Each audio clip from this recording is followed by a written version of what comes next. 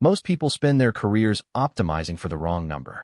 They chase promotions, celebrate salary increases, compare earnings, and quietly wonder why their financial position doesn't feel as strong as their income suggests it should be. This tutorial is about the one number that actually tells you whether you're building wealth, net worth. Not what you earn, but what you have. By the end of this, you'll know how to calculate it, what growth rate you should be targeting, and which habits are silently eroding it.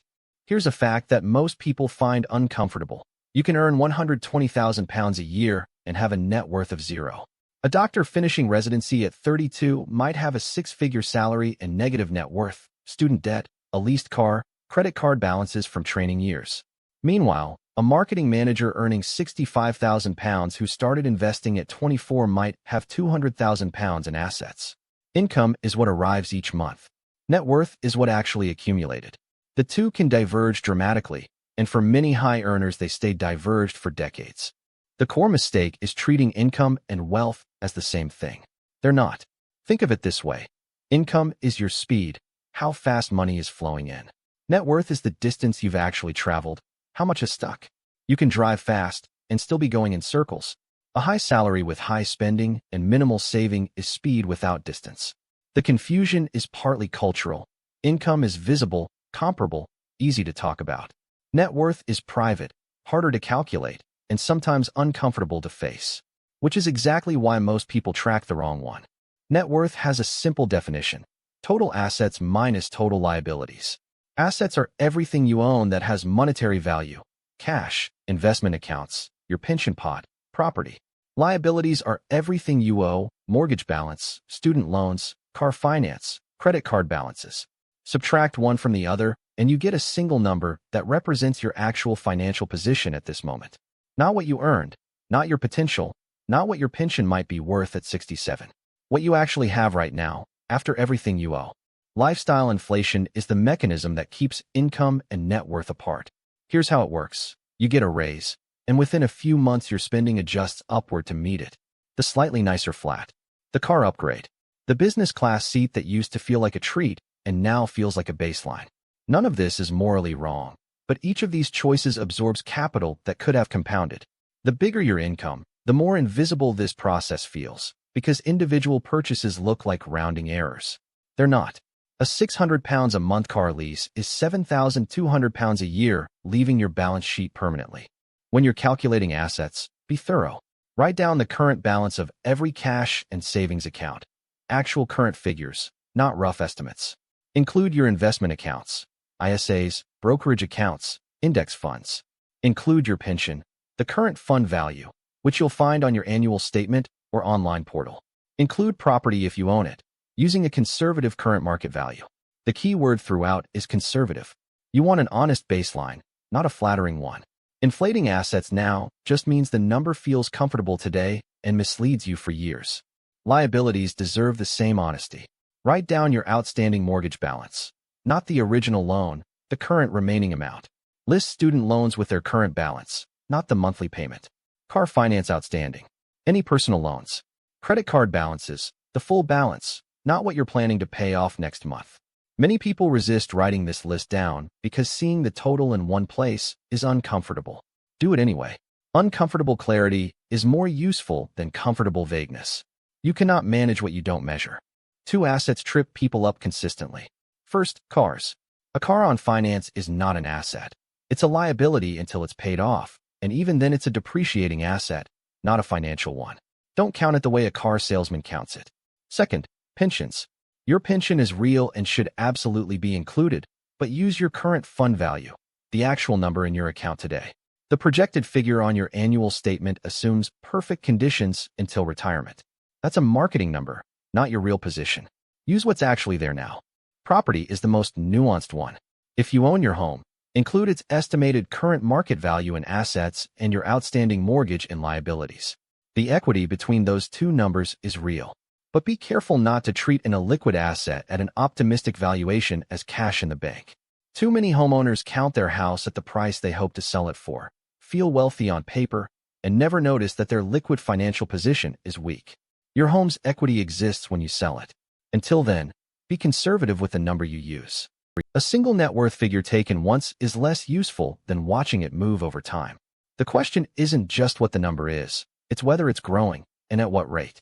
Someone with a £60,000 net worth growing at 18% per year is in a fundamentally better financial position than someone with £150,000 growing at 3%. The first person's structure is working. The second person's is leaking. Growth rate tells you whether your financial architecture, your saving rate, your investment decisions, your debt management is actually functioning. The absolute figure tells you where you are. The rate tells you where you're going. Here's the compounding math that makes growth rate matter so much. £100,000 at 15% annual growth becomes roughly £400,000 in 10 years. The same £100,000 at 5% becomes about £163,000. That's not the result of working harder or making sacrifices. It's the result of structure. What percentage of your income is becoming invested capital? Is it staying invested? The difference between those two trajectories is largely a function of those two questions. This is why the 30s are so important. The growth rate you establish now determines the trajectory for the next 2 decades. The first major leak is financing depreciating assets. A car on finance is 2 bad things at once. A monthly cash outflow reducing your savings capacity, and an asset that's losing value every month. When the finance term ends, you own something worth less than you paid, plus you've paid interest on top. People who build net worth consistently tend to drive paid-off cars longer than their income would suggest they should. It isn't frugality. It's an accurate understanding of what the transaction actually costs when you run the full numbers. The second leak is lifestyle debt, borrowing to fund consumption. This means credit card balances carried month to month, personal loans for home renovations that don't increase property value, buy now pay later arrangements that split debt into small enough pieces that it stops feeling like debt. Here's the structural problem. This kind of debt carries interest that compounds against you, while your investments are supposed to be compounding for you. Those two processes are working in opposite directions simultaneously. The interest rate on a credit card balance is not a rounding error. It's a direct drag on your net worth growth. The third leak is the most common and the hardest to catch in yourself, not investing the race. Every time income increases, there's a window, typically about 3 months, before lifestyle adjusts upward to fill it. Most people close that window without consciously deciding to. The new salary level becomes the floor. The previous discretionary room disappears into slightly better versions of things they were already buying. The people who consistently build net worth over time tend to automate an investment increase immediately when a raise lands, before lifestyle has a chance to expand to match it. There's also a subtler trap, mistaking the appearance of wealth for wealth. A well-furnished flat, regular international travel, expensive fitness habits, a wardrobe that costs what a small portfolio might. None of this is inherently harmful. It becomes harmful when it's funded at the expense of asset accumulation, and when the person doing it has unconsciously started treating visible spending as a proxy for financial security. The former is performance. The latter is the balance sheet.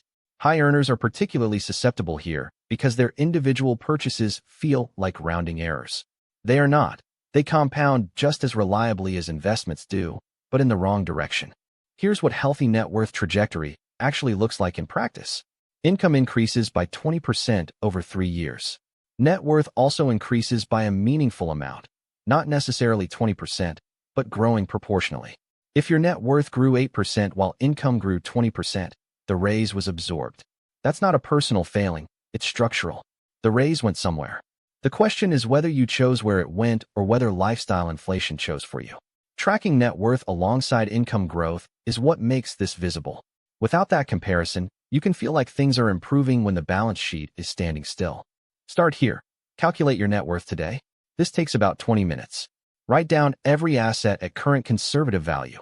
Write down every liability at its actual outstanding balance. Subtract. Write the result down with today's date. Most people avoid this because the number might be uncomfortable. Do it anyway. The discomfort is information. It usually means you already suspected the number wasn't where you'd like it to be. Knowing is better than not knowing. You cannot build from a position you haven't honestly assessed. Second step, automate investment increases before lifestyle has time to catch up. When your next raise lands, the window is roughly 3 months before spending adjusts upward. Set up an automatic transfer or pension contribution increase in the first week. Even directing half the raise increase into investments and keeping half for lifestyle is dramatically better than the default, which is lifestyle absorbs everything. The mechanism is simple. Automate it before the lifestyle floor rises to meet it. This is the structural change that separates people who build net worth from people who earn well and wonder where it went. Third step, track your net worth quarterly, not monthly. Market noise at monthly intervals can dominate the picture and prompt unnecessary anxiety. Not annually. That's too infrequent to catch drift early. Quarterly is the right cadence. A spreadsheet with a date column and a net worth column is sufficient. No app required. When the number moves because you added capital or paid down debt, you see the mechanism. When it doesn't move despite an income increase, you see that too. The number doesn't care how hard you worked. It only reflects what was retained and where it went. That honesty is the whole point. This tutorial covered the full framework. Why income is the wrong number to track, how to calculate your actual net worth, what growth rate to aim for, and which 3 leaks are most likely eroding your position. The full article at Real Syllabus goes deeper on each of these, including the compounding math, the property calculation nuances, and how to identify which leak is the most significant in your specific situation. The link is at realsyllabus.com. If this was useful, the single most valuable next action is to open a spreadsheet today and write down that first number.